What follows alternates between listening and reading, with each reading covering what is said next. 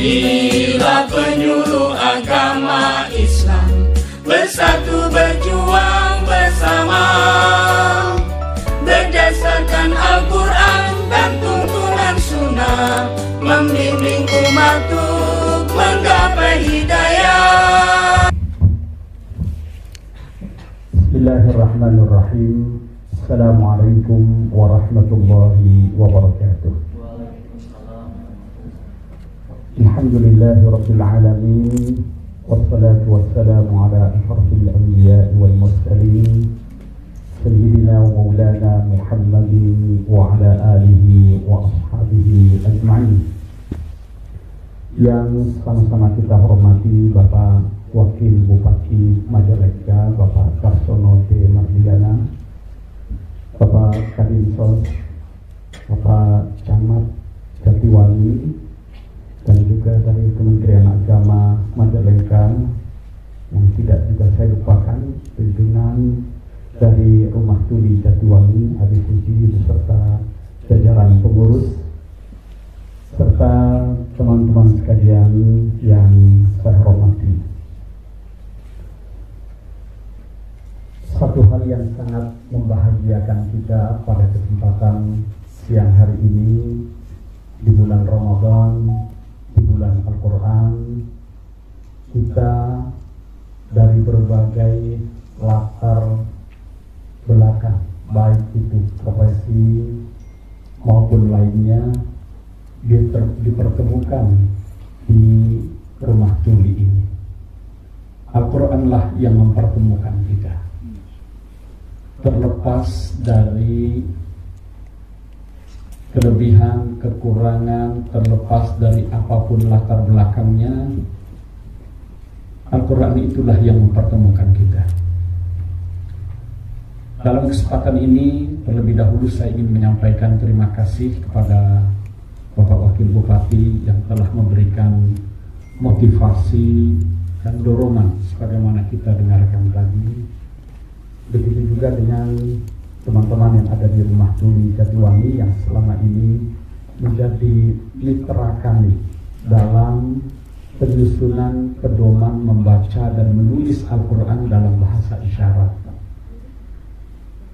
Saya ingin memperkenalkan terlebih dahulu Lajnah Pentasihan Mushaf Al-Quran, nama yang mungkin masih asing Pak di telinga Bapak Ibu sekalian, apalagi sebagai sebuah satuan kerja di birokrasi pemerintahan. Namanya saja unik.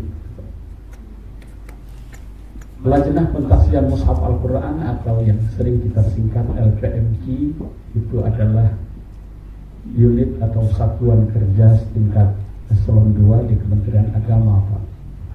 Yang biasanya itu ada pusat, direktorat, biro. Hanya ada satu-satunya di negeri ini yang namanya itu Lajnah. Kita ingat dulu di struktur PBNU ada Lajnah, dan sekarang sudah diganti lembaga. Tapi di kementerian masih ada.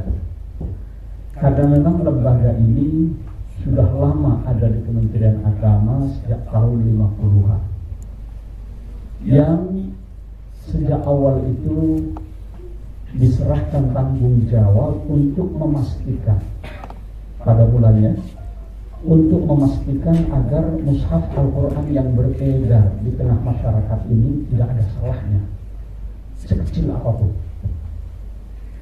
Namun dalam perjalanannya dikembangkan tugas dan fungsinya, bahkan secara struktural. Kalau dulu itu hanya kepanitiaan sesuai dengan namanya, Lajnah, sekarang sampai pun telah berkembang menjadi satuan kerja, nama itu tetap dipertahankan karena keunikannya. Sehingga sekarang ini yang menjadi tugas dan fungsi LPMP yang pertama adalah bidang pentasihan, memastikan jangan sampai dalam mushaf itu ada kesalahan, sehingga siapapun yang akan mencetak dan mengedarkan mushaf Al-Quran harus mendapatkan surat tanda tasih dari kami. Sebenarnya Bapak Ibu kalau melihat atau membaca mushaf Al-Quran itu di bagian depan atau belakang harus mencantumkan surat dari tempat kami yang ditandatangani oleh kepala Lasdena sebagai tanda sertifikatnya setiap mushaf yang di Indonesia ini setiap tahunnya tidak kurang dari 20 juta eksemplar mushaf Al-Quran yang beredar. Jadi itu tanggung jawabnya ada di kami, Pak. Kurang satu huruf saja atau beda, ini yang baru kami temukan ada di surat Kahfi, wa inna la ja'iluna ma 'alaiha sa'idan jurza. Tertulis wa inna la jahilun, ain jadi ha. Bapak itu maknanya kan jauh sekali, Pak. Hanya berbeda satu huruf saja, ain menjadi ha dan fathah. Itu tanggung jawabnya di kami. Dikembangkan lagi menjadi bidang pengkajian Al-Quran. Seluruh terjemahan tafsir Al-Quran itu di tempat kami. Maka betul heboh di Pilkada DKI tahun 2016-2017 soal Al-Ma'idah 51, kami yang jadi bulanan antara pemimpin atau teman sepihak. Dan satu lagi, di Taman Mini Indonesia Indah kami mengelola museum baik Al-Quran dan Museum Istiqlal itu, yang ada di bagian depan pintu utama. Ini tugas dan fungsi LPMG. Terkait dengan pengkasihan dan pengkajian, kami juga memberikan pelayanan Al-Quran bagi para penyandang disabilitas. Kalau untuk tunanetra sudah lama, Pak. Sejak tahun 1984, pemerintah sudah menetapkan mushaf Al-Quran standar Indonesia yang versi awas cetak, itu sudah ada standarnya, dan juga untuk yang tunanetra itu dalam KMA Keputusan Menteri Agama nomor 25 tahun 84, dan terus kita kembangkan, bukan hanya mushafnya saja, tapi juga terjemahannya. Bahkan sekarang tafsir kita itu sudah ada versi braille-nya, sehingga bahkan bukan hanya yang tulisan, tapi juga yang electronic publication, sehingga mereka bisa membaca dalam bentuk suara. Nah, untuk yang penyandang disabilitas perlu bicara atau komunitas tuli ini memang baru 2 tahun belakangan ini, Pak. Sebelum pandemi. Jadi kami didatangi oleh beberapa komunitas tuli di Jabodetabek yang minta supaya bahwa ternyata komunitas-komunitas itu sebelumnya punya metode sendiri-sendiri. Tolong deh, katanya, mereka minta ke kami. Kalau soal bahasa isyarat itu sudah lama memang antara CB dengan Bisindo, Pak, tak pernah ketemu itu kan. Kemendikbud repot itu mempertemukannya itu. Walaupun komunikasi terus dibangun. Kalaupun untuk yang lainnya kami berbeda, tolong untuk Al-Quran ini distandarkan. Kami tidak membeda. Saat itu sudah kita mulai, ternyata pandemi. Baru kemudian kita mulai pertengahan tahun 2020 ya, mungkin dipuji mulai ikut ya, kita Lokakarya itu. Di situ mulai kita kenali persoalan-persoalan yang ada. Dan ternyata metodenya bermacam-macam. Ada yang hanya huruf hijaiyahnya saja, ya, sesuai yang berkembang di beberapa negara Arab. Kemudian ada yang memberikan harokat, tapi juga beda-beda standarnya. Inilah lalu yang kemudian kita bangun komunikasi itu dengan komunitas-komunitas yang ada di seluruh Indonesia, umumnya yang ada di Pulau Jawa. Kita bangun komunikasi untuk mencapai kesepahaman, sehingga perlahan kita mulai menyusun pedomannya dengan merujuk kepada Arabic Sign Language, yang kemudian kita lakukan inovasi, pengembangan. Jadi berbeda dengan yang ada di beberapa negara Arab, walaupun secara umum sama.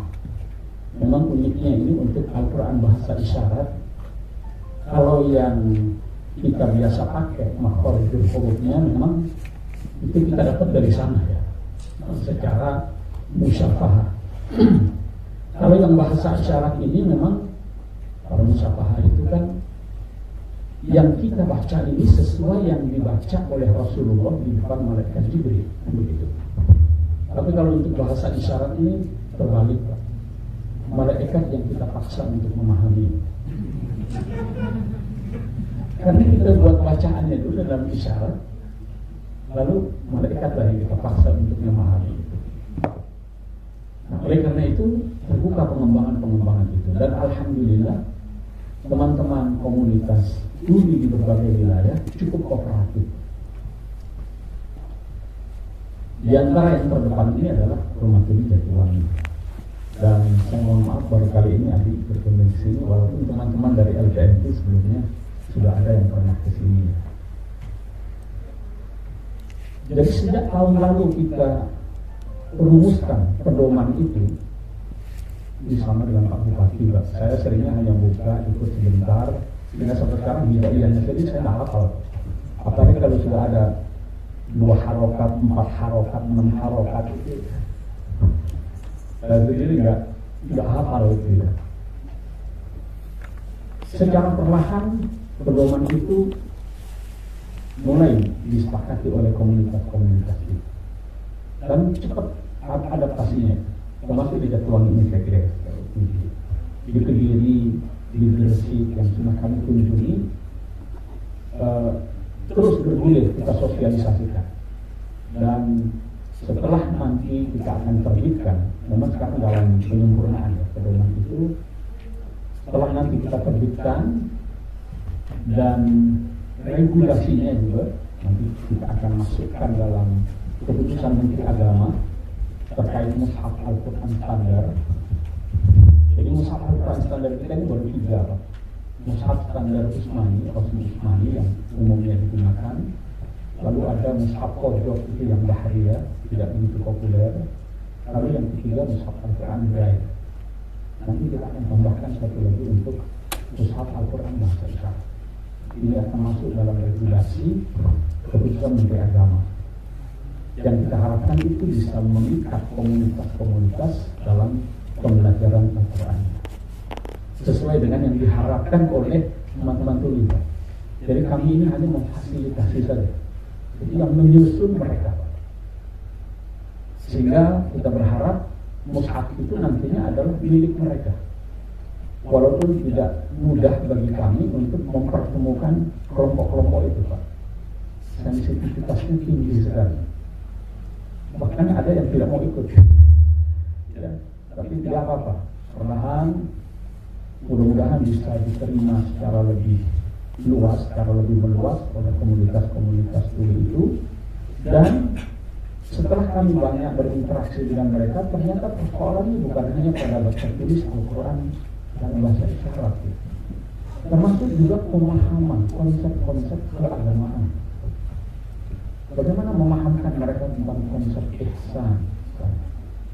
Dan kami surga neraka saja yang abstrak gitu, kan tidak cukup kita kenalkan dengan huruf-hurufnya simbol, tapi harus ada pesan-pesan yang tersampaikan dalam isyarat itu. Memvisualisasikan konsep itulah yang menjadi tantangan bagi kami. Maka secara simultan, kalau di bidang pentafsiran itu mengawal penyusunan pedoman membaca dan menulis Al-Quran isyaratnya, di bidang pengkajian kami, kabinetnya itu menangani soal pemahamannya secara simultan. Jadi kita menyusun kosa isyarat istilah keislaman. Ini kita juga bekerja sama dengan Kementerian Pendidikan dan Kebudayaan.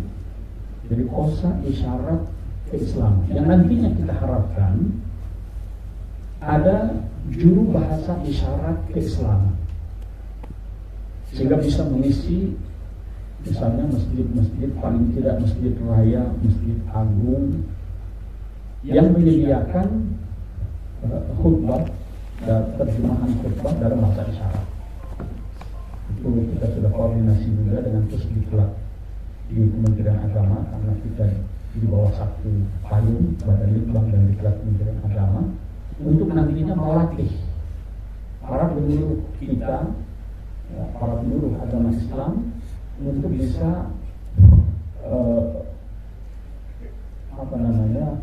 bahasa isyarat untuk istilah-istilah keislaman ini. Itu yang juga sekarang kita sedang lakukan. Mudah-mudahan nanti akan terus berkembang, dan kita sudah menyusun peta jalan roadmap untuk pelayanan Al-Quran bagi penyandang disabilitas. Jadi sesuai dengan misi kami ini hanya untuk Al-Quran saja. Nanti untuk pembinaan untuk pendidikannya sudah ada Direktorat Jenderal Pendidikan Islam. Tetapi kita menyusun modul-modulnya. Dan tentu saja mitra kami dalam hal ini adalah komunitas-komunitas tuli, salah satunya adalah Rumah Tuli Jatiwangi ini. Oleh karena itu sekali lagi saya mengucapkan terima kasih atas kerjasama Rumah Tuli Jatiwangi selama ini. Sebenarnya pembinaan itu bukan hanya sekarang ini, Pak, tapi sudah berjalan selama ini. Ini kira-kira formalitasnya sajalah. Kita datang ke sini lalu buat kegiatan, karena kebetulan di sini ada pesantren Ramadan ya, pesantren Kilat Ramadan. Kita isi juga dengan kegiatan pembinaan membaca Mushaf Al-Quran isyarat ini. Sekali lagi kami mengucapkan terima kasih kepada Pak Bupati, Wakil Bupati Majalengka atas dukungannya terhadap komunitas ini yang ada di sini. Di Gresik itu saya pernah datang, Bupati dan Wakil Bupati ini juga memberikan dukungan yang sangat luar biasa. Kebetulan mereka punya UPT sendiri yang menangani itu dan cukup maju. Begitu juga yang ada di daerah-daerah lainnya. Saya kira ini di antara sedikit daerah yang memberikan perhatian tinggi kepada penyandang disabilitas. Mudah-mudahan ini menjadi tinggalan kita, Pak, walaupun Pak Kadinsos sebentar lagi akan purna tugas. Mudah-mudahan itu menjadi tinggalan yang baik, karena sesungguhnya hidup ini hanyalah sebuah kenangan. Oleh karena itu kita harus punya kenangan-kenangan baik bagi banyak orang. Mudah-mudahan ini bisa menjadi tinggalan dan kenangan baik kita bagi orang-orang setelah kita, dan bisa menambah timbangan amal kebajikan kita di akhirat kelak. Demikian, hadanallahu wa iyyakum ajma'in. Wallahul muwaffiq ila aqwamit thoriq. Assalamualaikum warahmatullahi wabarakatuh.